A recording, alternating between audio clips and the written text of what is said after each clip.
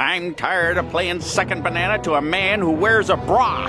From now on, I want to be called Barnacle Man. And I'm through with protecting citizens that don't respect me. I respect you, Barnacle Man. That's Barnacle Boy. I mean man.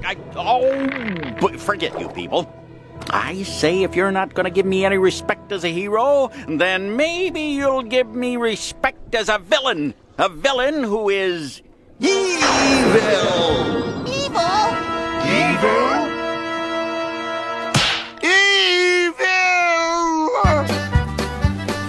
Ahoy, mateys, and welcome to another episode of I'm Ready, a SpongePod Squarecast. My name is Captain Eric, and we are continuing our sail through the third season of SpongeBob SquarePants. Today's episode is MermaidMan and BarnacleBoy V, the second half of the 52nd episode of SpongeBob SquarePants. This episode first premiered on June 1st, 2002, and it is written by C.H. Greenblatt, Kazimierz Gediminas Preplonis, or better known as Kaz, and Meriwether Williams. Storyboard artist for this episode is Mike Roth. Our storyboard directors are C.H. Greenblatt and Kaz. Our animation director is Frank Weiss. And our creative director, as always, is Derek Dryman.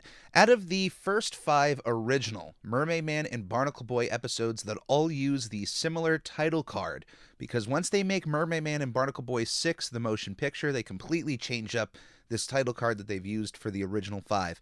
Out of those original 5 episodes, this is by far my favorite of the original 5. And of course, it's because they introduced more superheroes into the mix, but what can I say? I'm a massive superhero fan. The last 10 years of my life, I have been absolutely obsessed with the Marvel Cinematic Universe, and basically any of the other big superhero properties that have come out because of the success of Marvel. We wouldn't get shows and movies like Suicide Squad and Peacemaker from James Gunn if it wasn't for the success of the Marvel Cinematic Universe. So I'm in love with all of those movies, but when I was a kid, it was the comic books that I fell in love with. Going into a comic book shop compared to going into a library were like night and day experiences. Yes, it's because there's a lot of pictures, but it's not that I didn't want to read. It's just I loved visually seeing what I was reading about. I have novels in my library of Batman stories that people have written out of Batman versus the Riddler versus Penguin, but they're written out like a novel. It's just a book. It's just, chapters, and you're just reading as to what's going on. That is wonderful, and if you have an extraordinary imagination, that's all you need. And I do have an absolutely fantastic imagination, but there's no replacing the beautiful art that you can get in a comic book. You can use every word in a thesaurus to explain a fight scene between Batman and Bane, but those words are just not going to replace the artwork that can come along to show that fight, to show how brutal the fight can get, to show every bit of emotion, every punch. There's nothing wrong with art coming alongside a story. But that love of comic books and superheroes certainly helps me love episodes like this, that especially when they make MermaidMan and BarnacleBoy episodes, they tend to, nod to the superhero genre and to those tropes, and it's all exactly why I love this episode. There's another small aspect of this episode I like because, in a way, it reminds me of wrestling. And I'm not going to talk about wrestling as much as superheroes throughout this episode, but there's a bit of this that when I first saw this episode, before even the superhero part, there's a part of this that just immediately reminded me of professional wrestling, and I'll let you know when we get there. But this episode starts out at the Krusty Krab, where we have another issue with MermaidMan and BarnacleBoy not being able to know what they want at the Krusty Krab. This seems to be just an ongoing problem for these two at this restaurant, And even Patrick, to some regard, has a problem with ordering from this menu. It's like it's the same menu each and every time you show up. You seem to, be happy and satisfied with what you end up getting. Why don't you just order that same thing each and every time? But unlike last time, the issue doesn't stem really with MermaidMan. This issue stems with BarnacleBoy and the ordering of a pipsqueak patty. Now, while MermaidMan orders himself an adult-sized Krabby Patty, a full Krabby Patty, he orders the pipsqueak patty for BarnacleBoy, a very tiny kid-size Krabby Patty. Honestly, kid size is being very, generous for the size of this thing. It's like a slider, which I don't know. I feel like even like a kid-sized burger should, be slightly smaller than an adult's. I don't know. When you have a slider, you can't just have one and say, boom, that's it for a kid. At least maybe two. But they have this little patty decorated like it's got little antlers and it's got a smiley face on it. It's definitely meant for children, and it's ordered for Barnacle Boy. Now, although his name is Barnacle Boy as a character, it seems like he doesn't really prefer that name, as he has mentioned in a previous episode to Mermaid Man to stop calling him boy. He has mentioned this before, and of course in this episode really puts his foot down on being called Barnacle Boy, which I have to agree with. Although he started out as Mermaid Man's young ward, his sidekick, at some point he should have changed his name up as a completely different superhero. Robin, obviously Mermaid Man and Barnacle Boy started out as a play on the old 1966 Batman show. And, Mermaid Man, Barnacle Boy being, Batman and Robin in that situation. Robin, though, eventually grows up and outgrows the Robin name and becomes Nightwing. Or at least Dick Grayson does, the first Robin. Other Robins, start their own paths when they're done being Robin. But, it is certainly weird that for the most part, Barnacle Boy is still going by that name. Although he does correct Mermaid Man in that one episode, or not necessarily correct him, asks him to stop calling him boy. It's not like he stops literally anyone else from calling him Barnacle Boy. He's not stopping anyone else from calling him that and saying like, hey, call me Barnacle Man. Or, come up with a different name. Barnacle Man really does not roll off the tongue as well as Barnacle Boy does. It's an objectively worse name. And I feel like he could come up with a better superhero name for himself. But before getting too hard on the guy, he has gone through a decent amount of trauma, it seems, with this whole Barnacle Boy situation. Because beyond the name and being treated like a child through Mermaid Man, even when it's brought up and he's starting to voice his frustrations over what's going on, every other character in the Krusty Krab in this moment, Sandy, Patrick, Mr. Krabs, and Squidward, all seem to kind of poke fun at Barnacle Boy in the situation. I don't know if they are fully unaware that he is an old man, or if they really just have that level of disrespect for him that they're gonna then further bully him about being a kid or being treated like a kid. I mean, Squidward practically pulls out a high chair and a bib as a big one-up for Barnacle Boy. Now, Squidward and Barnacle Boy, the last time they were both at the Krusty Krab, obviously do not see really eye to eye in some situations, although they kind of do. They're about the same height, same big nose and everything. We've seen the two square up. But, it's really rough here for Barnacle Boy. He's voicing his frustrations to his friend, his mentor, and he's just getting slam dunked with insults from not only Mermaid Man, who clearly doesn't see that there's a problem here, but then he also has to deal with insults from the general public. Although he's been a television star for 40 plus years, with a bit of a hiatus, it seems like a lot of their superhero work is more documentary. Like, they're legitimately supervillains out in the world, and these heroes legitimately stop them. It's not just fictional. So he's got not only this television career under his belt, but he's got a whole career of saving these citizens, and they just all treat him like a joke. Which a lot of sidekicks, unfortunately, are, and they really aren't. They really shouldn't be.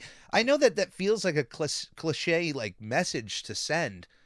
Feels like actually the movie Sky High. If you've never seen that and you have Disney Plus, not sponsored, but check out Sky High. I absolutely love that movie. But yeah, I know it might feel cliche to be like, don't dump on sidekicks. But, sidekicks are there for more than just being a sidekick. They are other characters that can help further stories in an emotional way.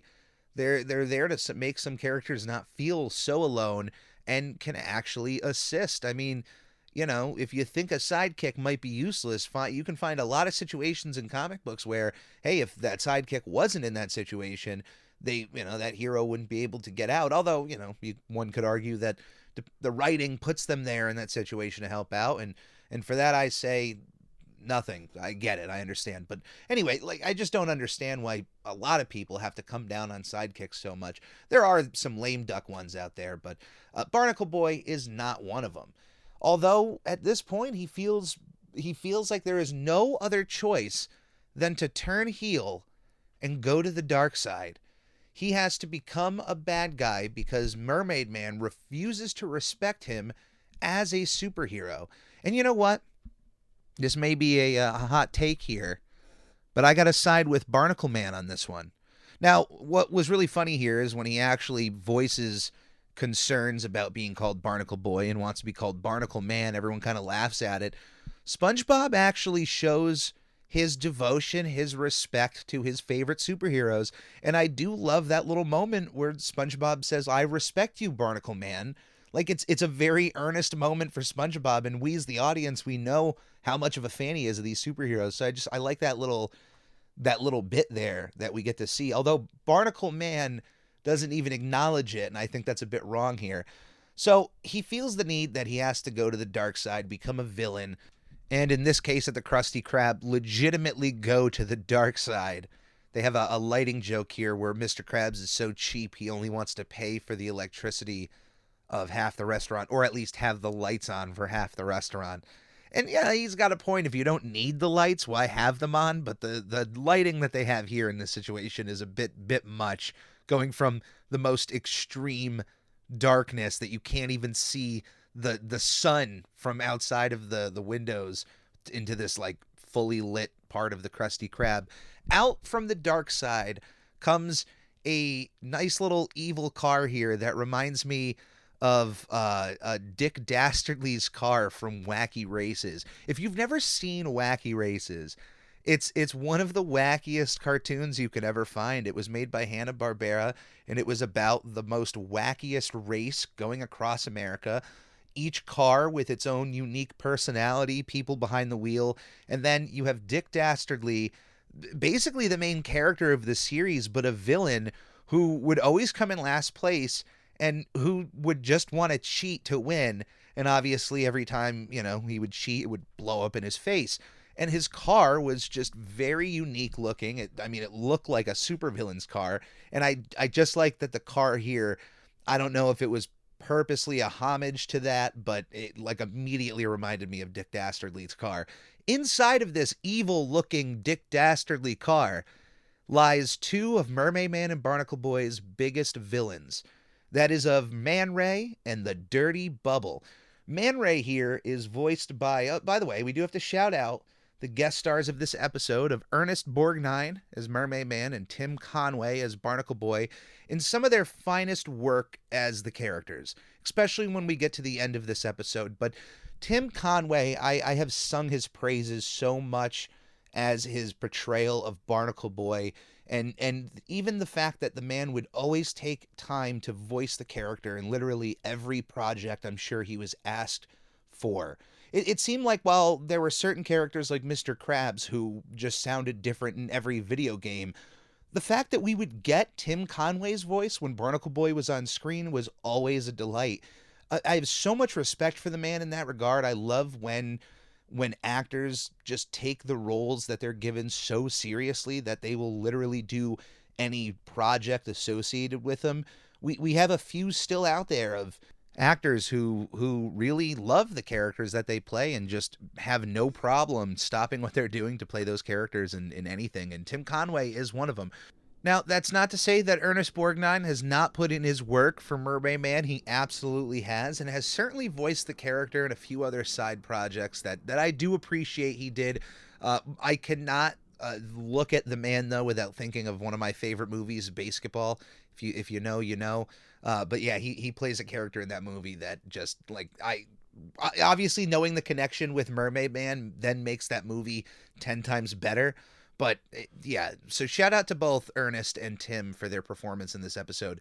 Alongside a returning John Rhys Davies as Man Ray, the second time that we would hear his voice for the character, and unfortunately the last time that we would hear his voice, because starting with the video game Lights, Camera, Pants, and in future episodes, Man Ray was then voiced by Bob Joles, who has done a fine job with the character, but there's no replacing John Rhys Davies, who, if you are not familiar with his name or than his work with Man Ray, you may be familiar as his role as Gimli in the Lord of the Rings trilogy and Sala in the Indiana Jones movies. Of course, I have not seen all of the Lord of the Rings movies. I've tried, but I do know that Aragorn, Gimli, and Legolas are like the three big popular characters of this faction of the Fellowship. So it's nice to see his voice for this character again of Man Ray. Although he is also still wearing the tickle belt, which you'd think by now he would have taken it off, but I guess he likes the fashion look of it. So kudos to him. Like, right on, I guess. And we also have the Dirty Bubble, not voiced by Charles Nelson Riley, Hollywood legend Charles Nelson Riley. He is voiced by Tom Kenny in this episode. Although I have to say, Tom, like, he's replacing a legend, but Tom himself is a legend here, so it's completely fine. But he does a good job with the Dirty Bubble. Shout out to Charles Nelson Riley, though, who would also return as the character for Lights, Camera, Pants. So that's a pretty cool little bit there. So these two characters show up in their vehicle, and it's almost like they were waiting in the wings. That, like, Barnacle Man had already, let him know things were going down. Hey, I might be joining you guys. But they show up to pick up their newest member, Barnacle Man, who is now turning to the dark side. They form a supergroup. Every villain is Lemons, also known as E.V.I.L. Whoever in this group came up with that, terrible with acronyms. They had the evil name, but they just couldn't come up with a better acronym to make that work. So I guess every villain is Lemons is the thing to go with. Their symbol, their like little logo with a lemon with a bunch of tentacles on it, very reminiscent of Hydra, whose logo has a skull with a bunch of tentacles coming from it. So I mean, that as a homage, I absolutely love. Barnacle Man's costume, though, compared to Barnacle Boy's, he wears the same costume, although he has added a Phantom of the Opera-esque cape with a giant collar on it, and then has like a Punisher-type skull and crossbones on his shirt. I would say more like Crossbones, the villain, not maybe the Punisher, but that's it. He just has the skull and crossbones and then has the cape with the collar. I dig the logo. I dig the joke. I like how it's set up in the newscast. I like that the newsfish is commenting on this news supergroup. And this is where it makes me, think that the MermaidMan and BarnacleBoy TV show was less of a TV show and more of a documentary, because if the news is covering things about Man Ray and the Dirty Bubble and they're taken seriously as supervillains, well, then that means that the superhero work that MermaidMan and BarnacleBoy were putting on wasn't fake. It wasn't like actors playing characters. Well, I know there was that one moment with the guy who played the atomic flounder, but who knows? Maybe some actors thought that, there was an easy route to get your name out there, and that is becoming a villain and being theatrical in front of the world and hamming it up as a supervillain. I don't know. That's one thought here. But yeah, the news is covering evil, terrorizing the citizens of Bikini Bottom. But I don't know, not really doing much other than ding dong ditch and running a really bad ice cream truck. And honestly, it's like the worst thing that we see the three of them do collectively. When the news is covering the villains, when they talk about Man Ray and Dirty Bubble, they actually show them doing like super villainry. And when we actually see the characters with Barnacle Man, they're not like doing anything other than like childish pranks, and other than blowing up ice cream in MermaidMan's face, really don't present an iota of danger to the citizens of Bikini Bottom. The first thing that we see the three of these guys doing is playing ding dong ditch. The act of ringing somebody's doorbell, and I'm not advising this, I'm mentioning what it is, but it is the act of ringing somebody's doorbell on their house and running away so that they open the door and no one's there. Now, before you go and ding-dong ditch, what you want to do is find a good hiding spot, somewhere usually across the street in a bush of some sort so that you can watch. No, I'm not advising any of this. I never ding-dong ditched anybody in my life. You can't prove anything. Anyway, on to other means. Now, that is like the most evil thing that we really see them doing to the public.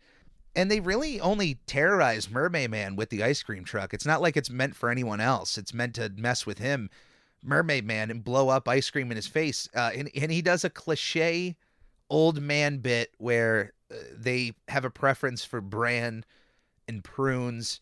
And for those that don't get that, if you've seen that before, you've seen that joke about bran or prunes associated with the elderly, if you don't get that joke, I'm about to explain it to you. You see, when you get old, it can become harder to poop. And when it becomes harder to poop, it's better to then eat foods that make it easier to poop, such as bran, such as prunes. Gross, right?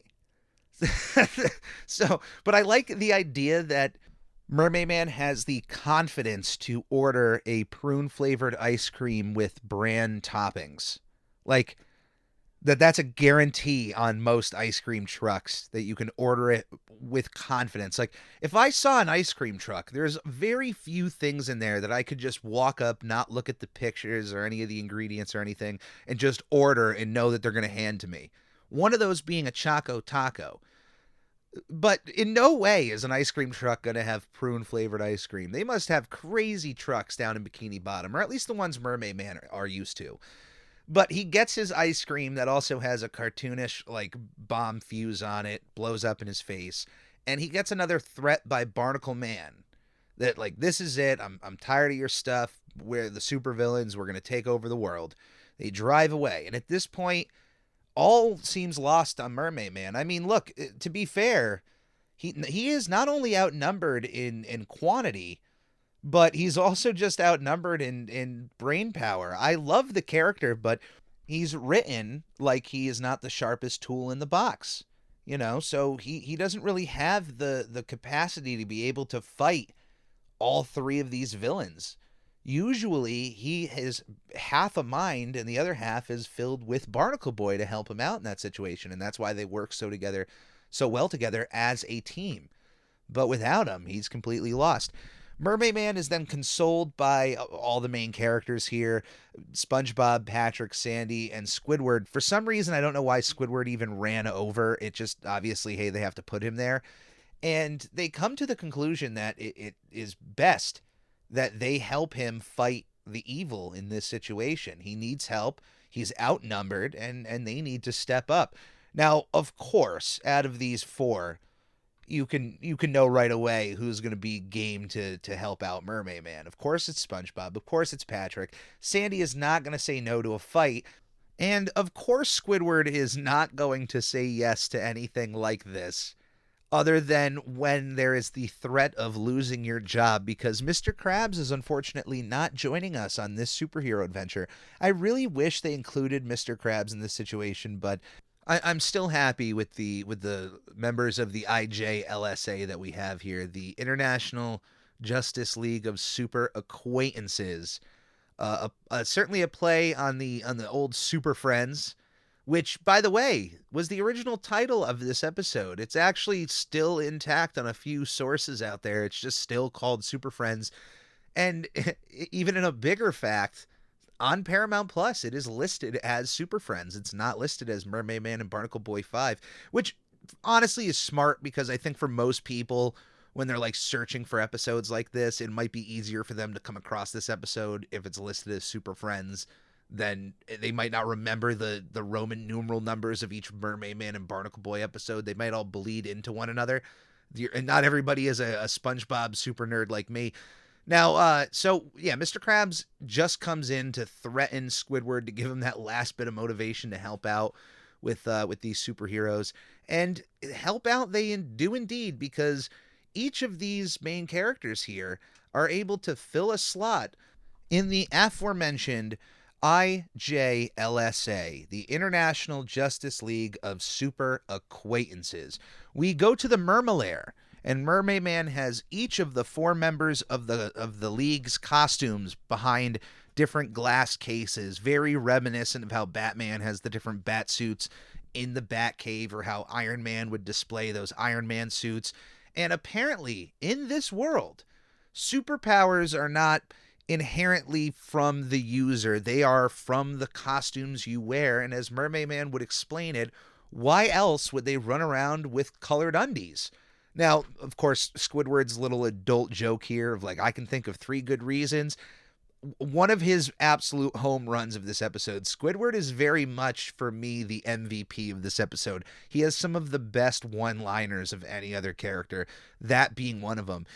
One thing about MermaidMan to mention, this is the last time that we would see the character with his belt in the color of yellow. I know that's not a really big detail, but his belt was always yellow up until the 4th MermaidMan and Barnacle Boy, the last one we saw, in which SpongeBob, gets his belt and shrinks the entire town.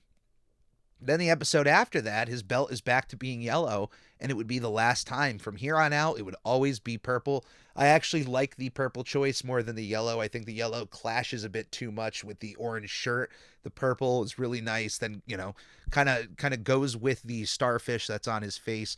I really like that. But on to these costumes. These costumes of the members, Captain Magma, Elastic Waistband, the Quickster, and Miss Appear.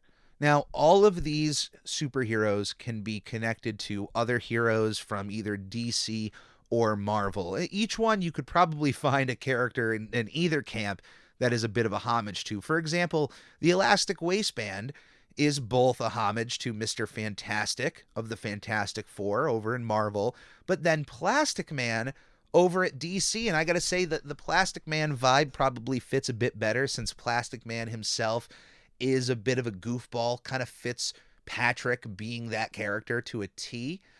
Next, we have the Quickster, who, of course, everybody immediately is going to think of the Flash, but very much the design of that costume reminds me of Quicksilver in Marvel, another speedster, but both of them, right away, boom, you can connect that to.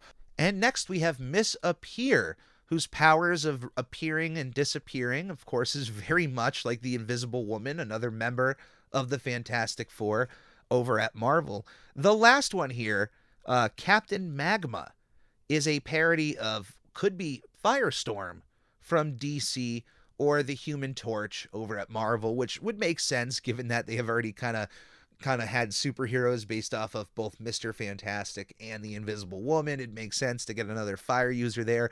The costume, though, very much reminds me of Firestorm over at DC. So that could have been that little connection there. I really dig these heroes. SpongeBob is not wrong that they have an absolutely wonderful lunchbox here. I wish that Nickelodeon would actually make that lunchbox. I mean, maybe it's out there. Maybe it's like a gift they have at Universal Studios Orlando, or they have at one of the amusement parks out there for Nickelodeon. If they haven't made that yet, make that lunchbox. Like, just make the one that's seen in the show. You don't have to over detail it, but copy that verbatim and put that in a lunchbox. Even make it limited and bring it at Comic-Con. That thing will go. Let me tell you, there's a lot of popularity for these heroes, even if they make like 1 or 2 appearances in the series total. So apparently, once you put on these costumes, you unlock the powers of those heroes.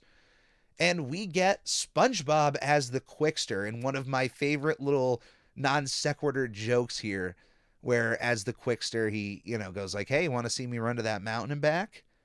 You want to see me do it again? Like a classic joke if somebody wants to be the Flash, that you are so fast that you can make it to anywhere and back in such a quick amount of time that it doesn't even look like you moved. I absolutely dig that joke. And given that the character actually has speed, I wonder if he is that fast to achieve that, and he was being completely serious and it wasn't a joke. Captain Magma is now played by Squidward, who has the ability to shoot out lava out of the top of this like volcano helmet on his head. We have the Elastic Waistband, played by Patrick, who of course now has the ability to stretch out all of his limbs Patrick, absolutely perfect for that role, by the way. There's not another character that would fit that more. Maybe Squidward, given all of the tentacles he has. Maybe that would be a little bit too much like Dr. Octopus. We'll save that for a villain episode. And you could probably guess, Miss Appear would then be played by Sandy, who I have to say the costume of Miss Appear goes really well with Sandy's helmet and the design of her and whatnot. And here we have the International Justice League of Super Acquaintances. Their first line of business in destroying evil is, of course, ordering a pizza, because there's nothing, you can't fight crime on an evil stomach. And an evil stomach is an empty one. You can't fight crime on an empty stomach. That's what I meant. But you know what? The other one still fits. You can't fight crime on an evil stomach either. Now, we get an interruption from this choice of pizza toppings to get a message from the Chief. The Chief is a live-action character played by Martin Olson, who is an actual writer of a few SpongeBob SquarePants episodes and has also played a few other characters on a few other shows, one of which being Adventure Time, where his daughter plays Marceline, and Martin would end up playing her father, Hunson Abadir, the Lord of Evil. I think that's just so awesome. And if you've ever wondered maybe why Marceline and her father, when they talk to each other, have such a natural sounding relationship, yeah, well, it's because the actors portraying those characters are legitimately father and daughter. I think that's really cool. Martin here plays the Chief, and I honestly have to say the appearance of the Chief in this episode might be one of my top 10 favorite SpongeBob moments. I don't know. As a kid, it made me absolutely laugh. Just even having him here. And I'm not even talking about the joke where he mentions make out Reef and then, turns around and kisses himself with his... You have to see it. He puts his arms around himself to make it look like he's kissing somebody. It's a classic little visual gag. But I'm not even talking about that. Just the fact that there's a real guy and it's the Chief, and we've never seen this dude before, and all of a sudden he's phoning in, talking about evil. That alone, absolutely amazing joke. Still gets me to this day. Martin, if you ever hear this or anybody ever tells you, hey, some guy on a SpongeBob podcast said that you're performing, just tell him it was the absolute, one of the best things I've ever seen in SpongeBob. One of my favorite jokes. I'm not even saying any of you have to track this guy down and tell him, but if you happen to be in passing, let him know that Captain Eric said it's one of the best SpongeBob jokes he's seen. Bar none. Thank you very much. Speaking of Makeout Reef, it seems that E.V.I.L are causing a ruckus over at Makeout Reef and disturbing the teenagers. Now, to talk about this, Makeout Reef is a play on this cliche where there are, the idea that in small towns, or at least in rural areas, they have specific places that teenagers go to make out. And not always are the names of these places so on the nose, such as Makeout Reef. Sometimes it's Makeout Point. Sometimes it's, Moon Point or something else. It's just a cliche in usually these small town settings where it's just known in the town where hey, if you go here, if you're bringing somebody to, get away from society and you just want to kiss a little bit. I don't know why Bikini Bottom has that, but apparently Squidward has had some good times at Makeout Reef. Once again, it's one of those, it's probably top 3 little favorite Squidward moments in this episode is when he talks about Makeout Reef. It's a moment where Squidward gets to have a little bravado for a second. He's not lying or over embellishing his skills. He just, gets to be Mr. Chill Guy. He's Captain Magma. He's hot. What do you want? He's legitimately hot in this situation. Now we get an announcement that E.V.I.L is ruining teenagers' times over at Makeout Reef, and then we get to find them. They have a flashlight, and they're just flashing the light into dark cars of teenagers making out, and one unfortunate guy who is practicing on his pillow. Now, this poor soul, I don't want to pour salt in the wound here, but if you feel the need to practice kissing on your pillow, you can do that at home. I feel like it's a bit much to go through the process of driving your car all the way out to make out Reef to then get in the back seat of your car to make out with your pillow. Maybe you want the full experience, but come on, guy. I know, like, their E.V.I.L is totally in the wrong in this situation. I'm not making fun of this character. If you have to go for the full 9 yards to get the experience, fine. I'm just like, you put yourself in a situation here, man. There's people around. If they don't see anybody, they're just gonna freak out. Like, why is this alone guy here in a car? Why did he bring a pillow into the backseat? Oh, maybe he's sleeping, or maybe not. I don't know. Seems suspicious. But anyway, E.V.I.L immediately gets caught by the newly formed IJLSA. And here's the thing: the second they see these characters involved, I'm getting too ahead of myself. I got to pump the brakes a little bit here at Makeout Reef. MermaidMan shows up alone to confront the 3 bad guys, the 3 members of E.V.I.L, who immediately recognize you're outnumbered. And one by one, each member of the IJLSA show up, and each one increasingly freaks out the villains, because not only do they know they're outnumbered, but they're outnumbered by actual superheroes. It's not just MermaidMan and a bunch of citizens from Bikini Bottom. Now, if you listen here, just the appearance by these superheroes, Barnacle Man taps out. He's done. He gives in. They admit defeat just by the appearance of these heroes. I don't know if how many of you have watched this episode and have caught that, where he gives up right away. But just as soon as he gives up, and even right before that, like the second they see the superheroes, Barnacle Man just like sits in defeat going, there goes our toy deal. Like, he knows they're done. MermaidMan announces attacks from the superheroes onto the villains, and Barnacle Man calls mercy. He's tapping out. He's done. The first attack is from Captain Magma, who screams out Krakatoa, which, if you're not familiar with, is an island, although originally was a volcano that erupted in 1883 and destroyed the island of Krakatoa. On December 29th, 1927, out of that, the Anak Krakatoa emerged from there, another volcano, basically the child of Krakatoa.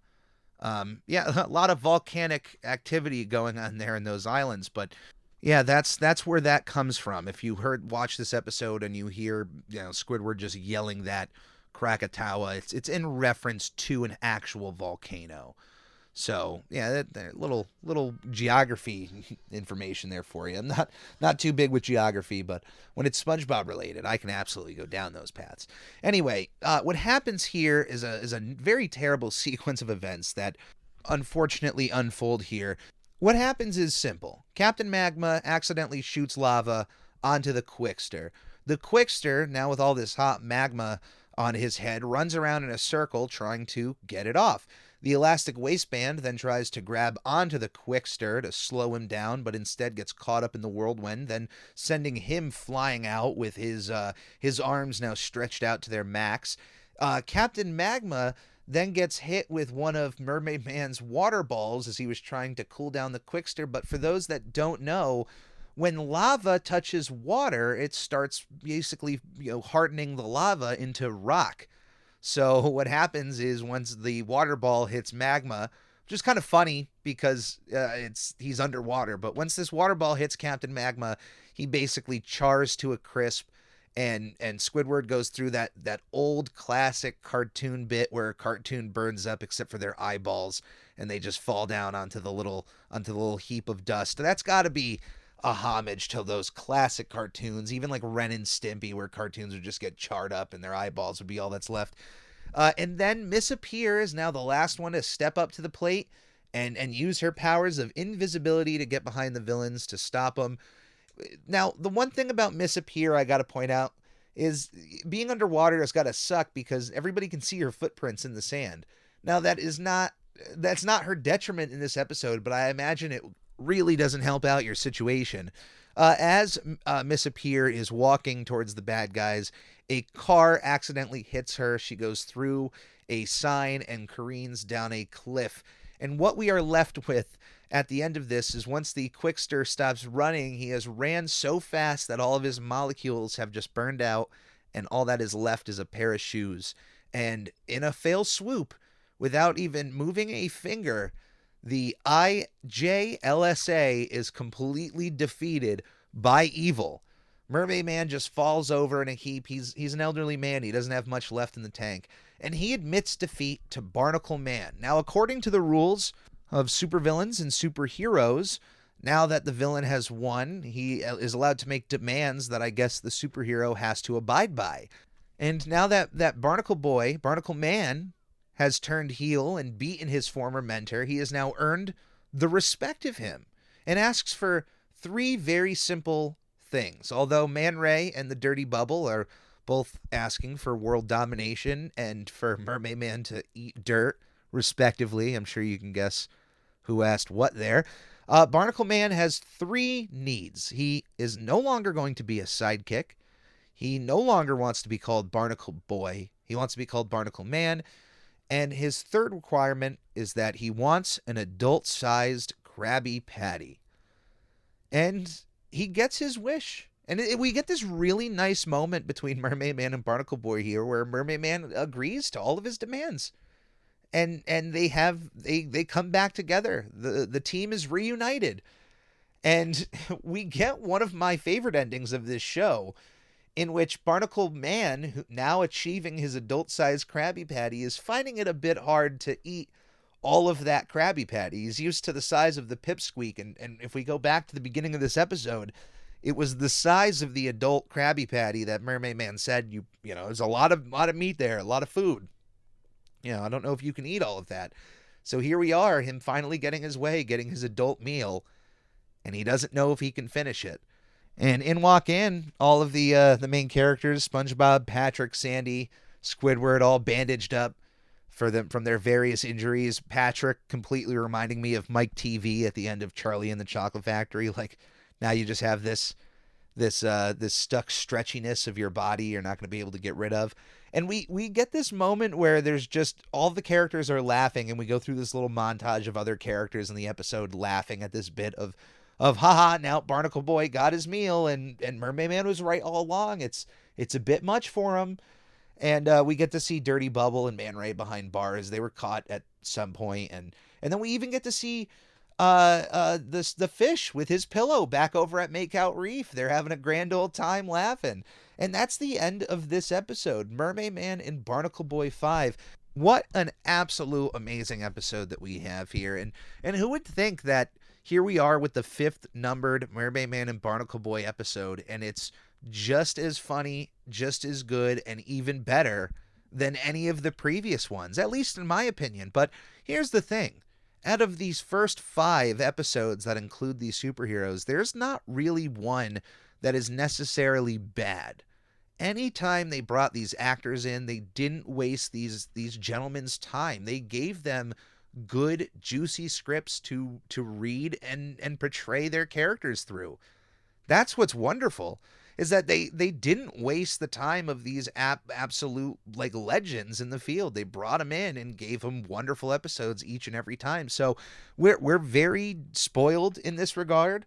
You'd think by the 5th episode of bringing MermaidMan and Barnacle Boy back, you'd be running out of stories to tell, and here we are, just bringing more lore of the previous lives of MermaidMan and Barnacle Boy. Now we get to see the whole Super Friends team, the Justice League, the Avengers level team in Bikini Bottom. I absolutely love that.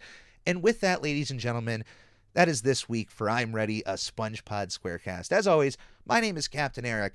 For those of you who are listening to this as a audio podcast, you may be recognizing that This Week in Nickelodeon History hasn't been showing up in the audio feed. And that is because it has been transferred over to its own audio feed, its own separate podcast that is now available through Spotify, Apple Podcasts, and will be showing up virtually everywhere that this podcast is available. I can also add, as of today, that both I'm Ready, a SpongePod Squarecast, and This Week in Nickelodeon History are available through Amazon Podcasts. So if you prefer using that service for all of your podcasts, you can find both of my shows on there. So I do also want to say that finally, through the YouTube channel, the Captain Eric YouTube channel, everything is pretty much up to date. This has been a year plus in the making. Can you believe this? I think even maybe 2 years to literally talk about this. What happened was, by the time I started thinking about uploading the podcast through YouTube, I was already a few episodes deep into this show. I think at least 40 or 50. So while the time I'm releasing a podcast a week, I'm also trying to find time to convert each of those into separate videos to then upload, and I would get chunks done at a time and then not touch them for 2 weeks and then chunks in and chunks out. So if you have been a subscriber to the Captain Eric YouTube channel, you have, and you've been there from the beginning to now, and you still are, you have my sincerest apologies for the release schedule of those episodes. I know daily uploads can seem annoying, but if you are sticking with those and you're sticking with me in your subscription feed and you haven't unsubscribed, you are absolute legends out there. Absolutely appreciate and love each and every one of you on the Ready crew. If you're somebody who unsubscribed because of those daily upload issues, it's not going to be an issue within the next week or two. As far as the release schedule of this show, things will shift a little bit. Within a week or two, once I can get This Week in Nickelodeon History on that first Sunday, I'm Ready, a SpongePod Squarecast will start releasing regularly on Wednesday mornings, right in the middle of the week. If that obviously ends up being a very unpopular day to release the episodes, I will certainly go back to the Monday release schedule. Just releasing the episodes separately apart throughout the week will just be a little bit easier on my end if I end up falling back. As, hey, sometimes I can do. Life does get in the way. I don't want to ever make excuses, but this is a passion project for me. There'll always be episodes of this show.